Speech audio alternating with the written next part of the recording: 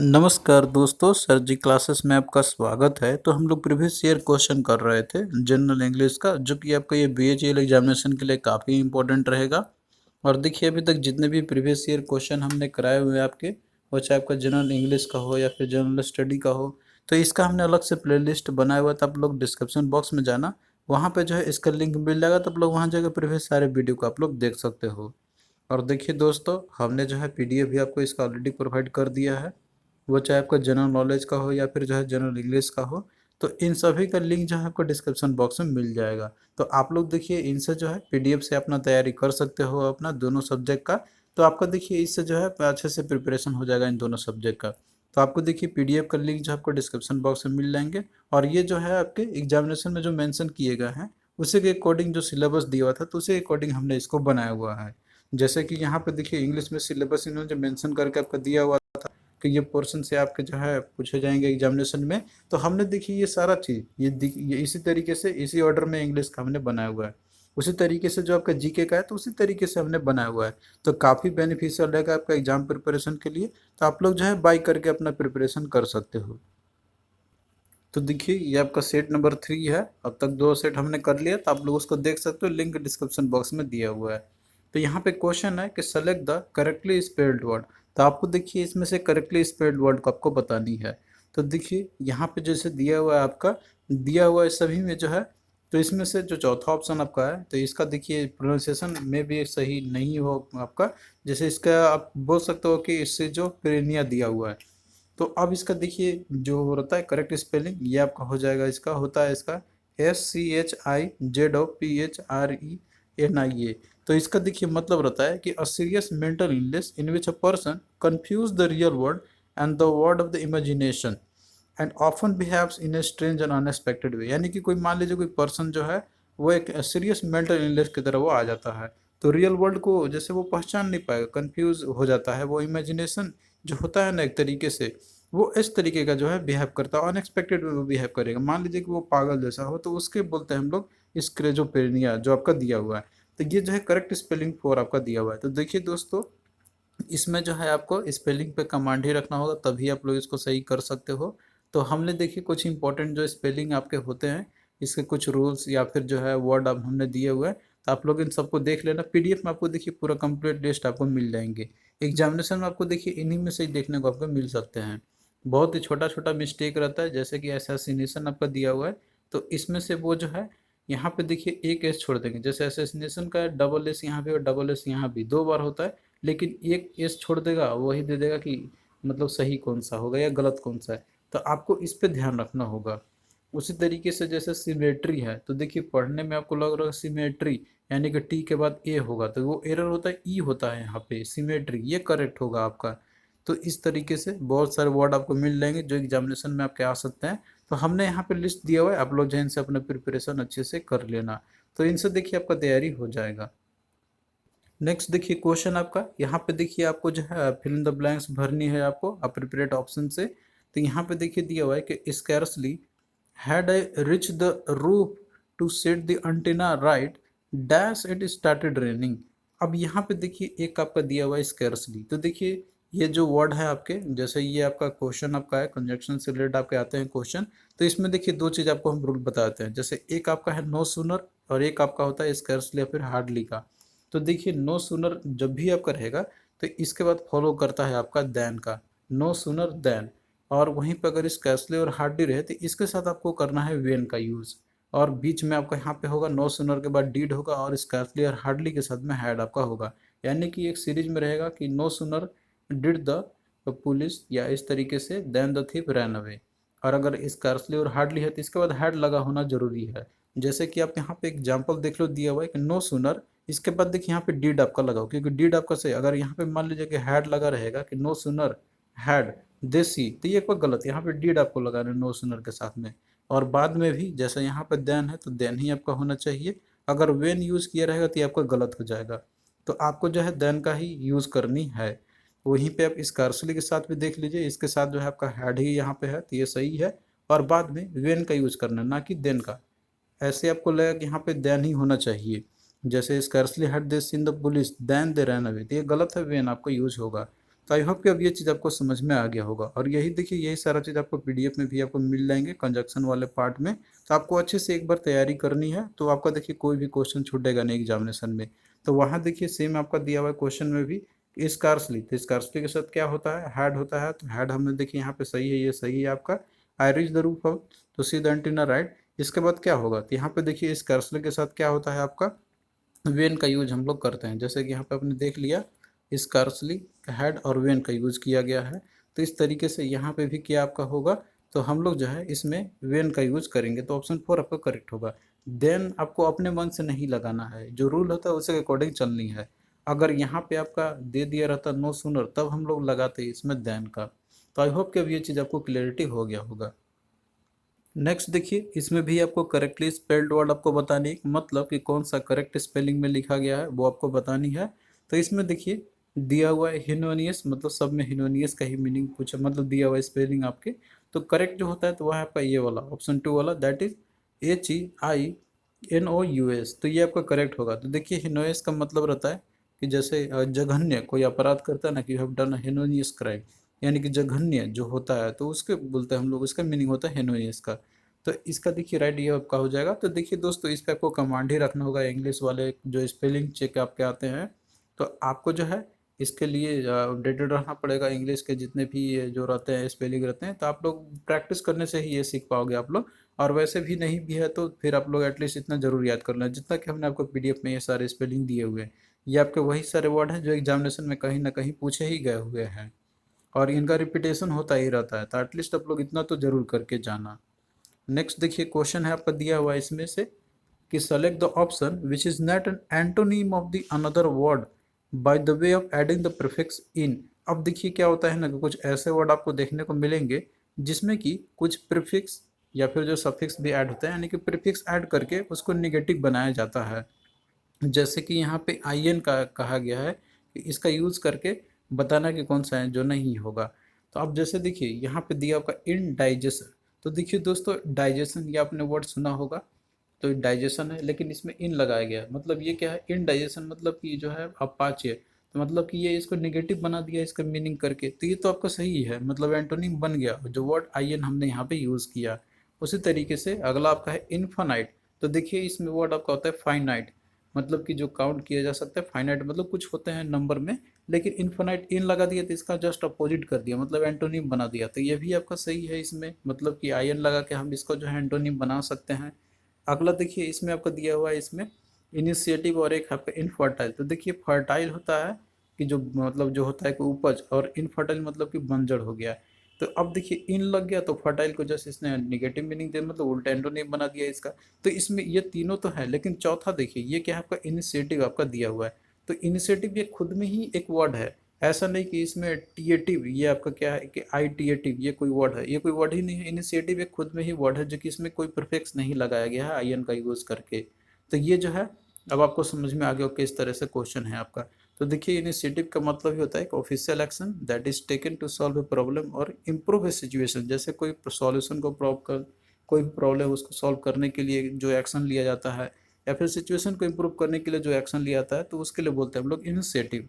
जैसे आप ही कह सकते हो कि अब जैसे आपने एग्जाम निकालने के लिए कोई इनिशिएटिव ले लिया कि अब हम अच्छे से करेंगे, तो वही सेम इसका है। तो ये कोई निगेटिव मीनिंग नहीं बनाया गया IN लगा के, ये खुद में ही एक पूरा कंप्लीट वर्ड है।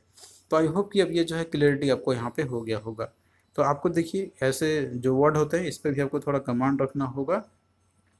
नेक्स्ट देखिए क्वेश्चन है आपका, इसमें भी देखिए फिल इन द ब्लैंक्स आपको भरनी है अप्रोप्रिएट ऑप्शन से। तो देखिए फिल इन द ब्लैंक्स वाला जो पोर्शन आपका रहता है, तो ये ग्रामर बेस पे ही आपके होते हैं। वो आपका ग्रामर का कुछ भी पोर्शन टेस्ट कर सकता है, तो इसलिए जो है आपको एक बार ग्रामर को अच्छे से क्लियर रखना होगा। जैसे कि आपका noun, pronoun, adjective, adverb, and conjunction, ये सारे जो है, तो ये सारा PDF में हमने दिया हुआ है। तो यहाँ पे देखिए क्वेश्चन है आपका कि Teresa remain in the good books of the head dash she did not what he wanted. तो यहाँ पे देखिए दिया हुआ है आपका कि आपको क्या फील करना है। देखिए इसमें सब आप लोग फील करते जाओ कि Teresa remain in the good books of the head. अब उसके बाद आप वाइल लगाते हो, तो यहाँ पे दिया अगर लगाओगे तो होगा आपका कि while she did what he wanted. तो वाइल लगा और कोई मीनिंग आ रहा है क्या, नहीं आ रहा है। अगला देखो लगाओ आप लोग कि Trisha remain in the good book of the head so that see what he wanted. तो इससे भी कोई मीनिंग आपका नहीं आ रहा है। अगला देखिए दिया even though, Teresa remain in the good books of the head even though she did what he wanted, इससे भी कोई मीनिंग नहीं आ रहा अगर आप लोग ये लगाते हो एज लॉन्ग एज, कि Teresa remain in the good books of the head as long as she did what he wanted, तो ये जो है आपका परफेक्ट बैठ रहा है। तो इस तरीके से आपका जो है एक बार पूरे ऑप्शन को फिल करके भी आप लोग देख सकते हो, उससे भी ऑप्शन को एलिमिनेट आप लोग कर सकते हो। तो यहाँ पे 4 आपका करेक्ट हो जाएगा। अब इसके बाद देखिए दोस्तों, जो क्वेश्चन आपका वो पैसेज से रिलेटेड है, मतलब कि यहाँ पे कंप्रहेंशन पैसेज आपका आएगा, इसको रीड करके आपको जो क्वेश्चन आपको करने होंगे। तो देखिए दोस्तों, इसके लिए कोई रूल नहीं है, बस एक थोड़ा सा मोटा मोटी आपको बताया था यहाँ पे कि किस तरीके से आता है आपका एग्जामिनेशन में। तो पहले देखिए, रीडिंग कंप्रहेंशन करने के लिए कोई जो बड़ा कोई इसका ट्रिक तो नहीं है, लेकिन आप लोग एक चीज़ करना कि पहले आपको पैसेज को पढ़ लेना है, समझ लेना है आपको, उसको अच्छे तरीके से देखना है। और पैराग्राफ को आपको अपने अकॉर्डिंग नहीं, जो ऑथर ने उसमें लिखा हुआ है या फिर जिसने भी दिया हुआ है स्टेटमेंट, तो आपको उसके अकॉर्डिंग आपको जो है थिंक करनी है, डिटेल्स आपको देखने हैं उसके अंदर में। आपको अपने अकॉर्डिंग कोई चीज़ स्टेटमेंट या फिर जो है उसका कोई कंक्लूजन नहीं निकालना है, जो ऑथर ने लिखा हुआ उसके अकॉर्डिंग आपको चलनी है, तो जो है आप लोग इजिली कर लोगे। और इसके बाद जब आप लोग पढ़ लोगे तो आपको ये सारे क्वेश्चन जैसे आप पूछ सकते हो कि पैसेज में ऑथर ने क्या, जो इम्पोर्टेंट कोटेशन दिया हुआ है इसका मीनिंग क्या हो सकता है, उसके लिए सपोर्टिंग क्लेम क्या है, और इसके बाद जो है वहाँ पे जो भी दिए हुए हैं पैराग्राफ के अंदर में, तो उसका ओवरऑल क्या है। मतलब आपको देखिए मेनली ये चीज़ पे आपको फोकस करनी है, आपको अपने अकॉर्डिंग नहीं थिंक करना है, जो ऑथर का थिंकिंग है आपको उसी के अकॉर्डिंग चलनी है। आपको अपना एनालिसिस हो सकता है कि कुछ और चीज़ हो, कोई भी मैटर से रिलेटेड, आपको पैसेज से बाहर नहीं जानी है।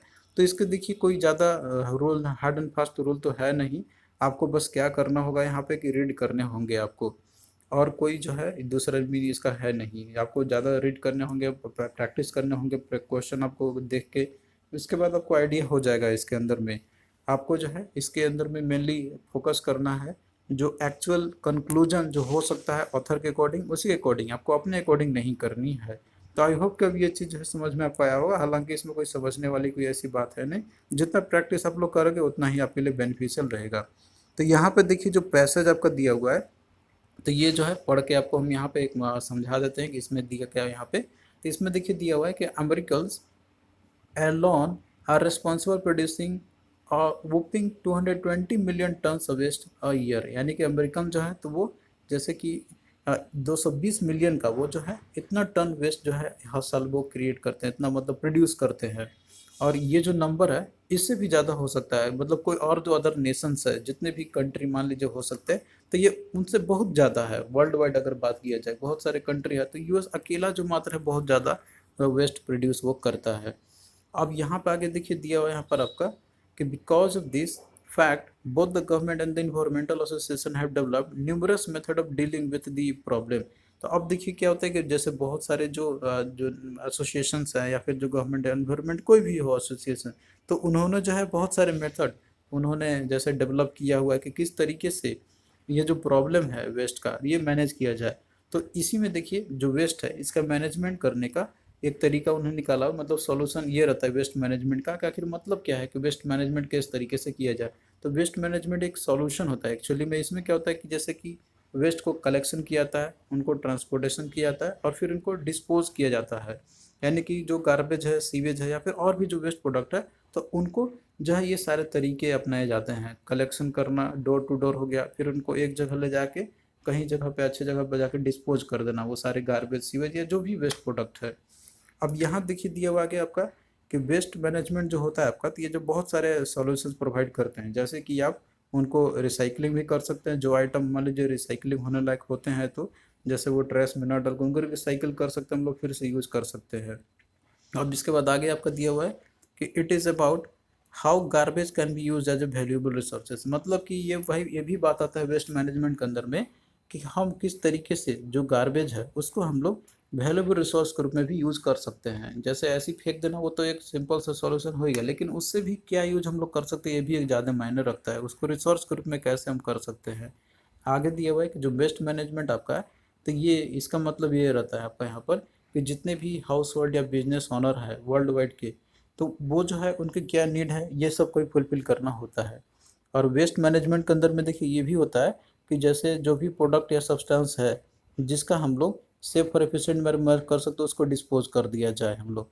और आगे दिया आपका यहाँ पर कि the easier method of waste management is to reduce the creation of the waste material thereby reducing the amount of waste going to the landfill. अब देखिए वेस्ट मैनेजमेंट में ये भी रहता है ना कि लैंडफिल बहुत सारी चीज़ों को किया जाता है, जैसे ज़मीन में उनको डाल देते हैं लोग, ऊपर से ढक देते हैं हम लोग। तो इससे भी ईजर मेथड भी अब हो सकता है, तो वो हमको अपनाना होगा ताकि जो है वेस्ट मटेरियल को हम लोग जैसे जो भी रहता है उसको कम कर सके। तो वेस्ट मैनेजमेंट ये भी आता है कि हम ज़्यादा से ज़्यादा हो सके तो हम उसका जैसे वेस्ट क्रिएट करने से बचे, मतलब उसको हम कम कर सके। जो वेस्ट होता है मटेरियल्स का वो कम से कम करें हम लोग, तो ये भी वेस्ट मैनेजमेंट के अंदर भी आपका आता है यहाँ पे। और इसके साथ में जो वेस्ट रिडक्शन है तो इसके देखिए बहुत सारे तरीके हो सकते हैं, जैसे रिसाइकलिंग करना हो गया, पुराने जो मटेरियल्स होते हैं जैसे कि जार आपका हो गया, बैग हो गया।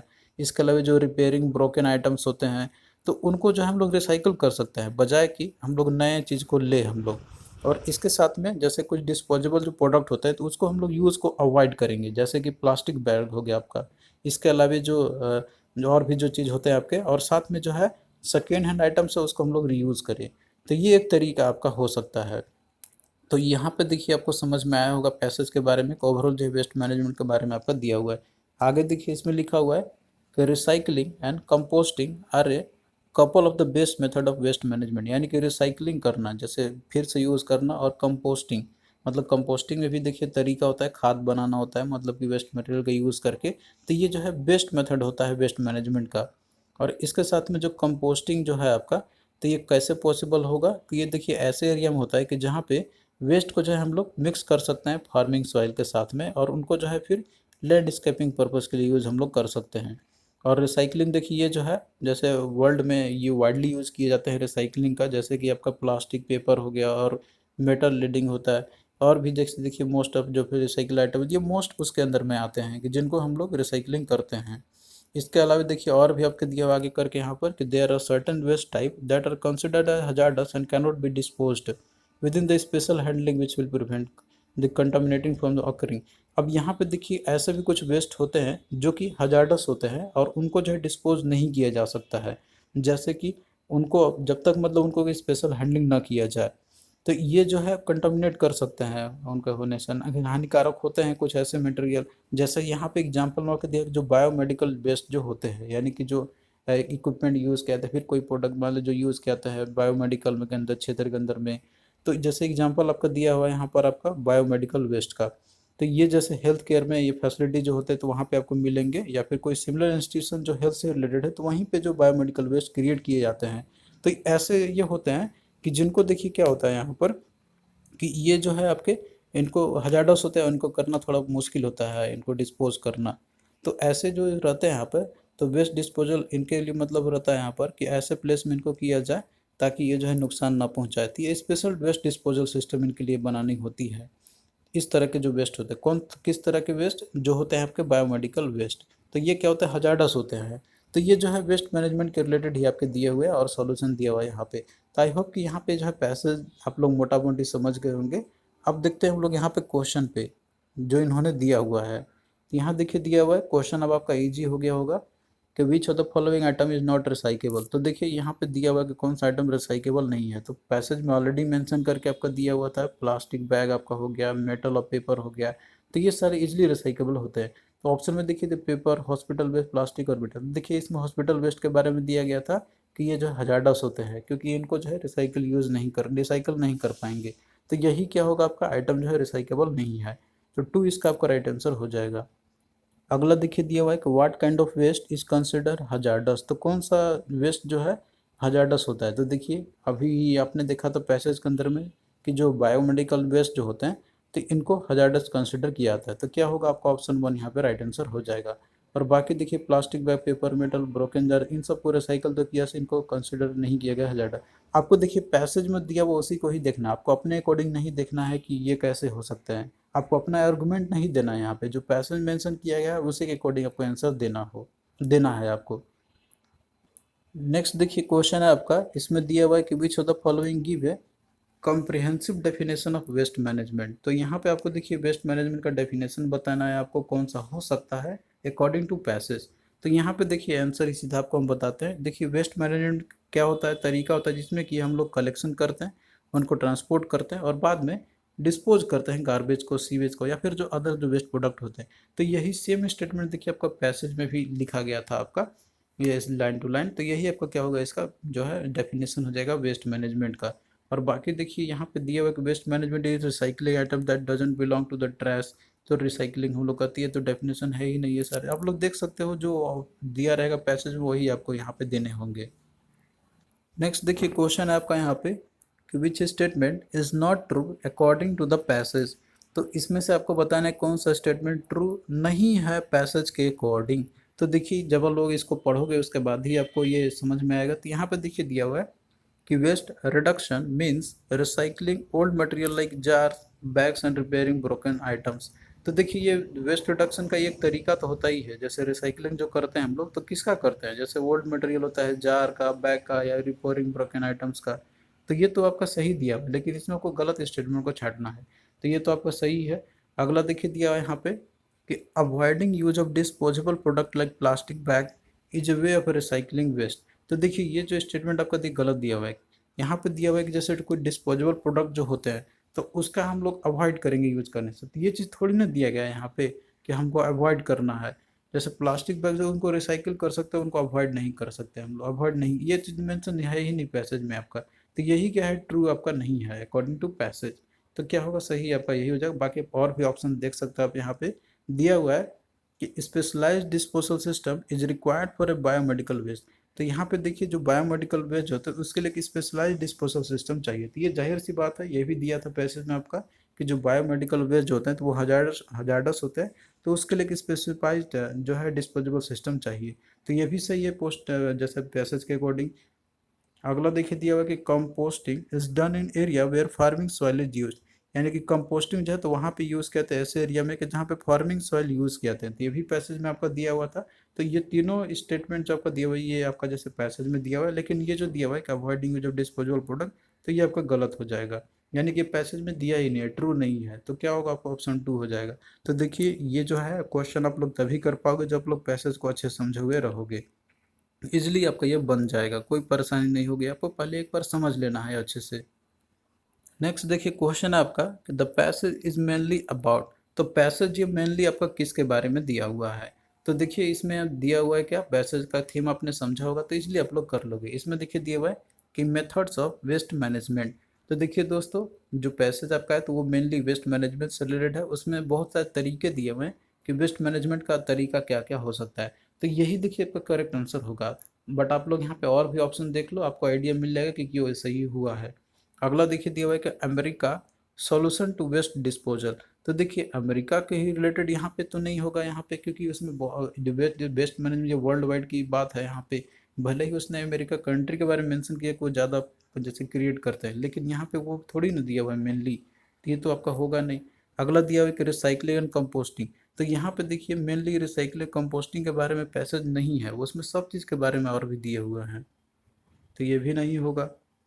अगला देखिए दिया हुआ है कि waste to reduce the waste, यानी कि वेस्ट को रिड्यूस कैसे कर सकते हैं हम लोग। तो देखिए ये तो है, लेकिन मेनली उसी के बारे में थोड़ी ना दिया हुआ है यहाँ पे। उसमें और भी चीज़ के बारे में दिए हुए हैं कि कैसे हम लोग जो है रीयूज़ कर सकते हैं।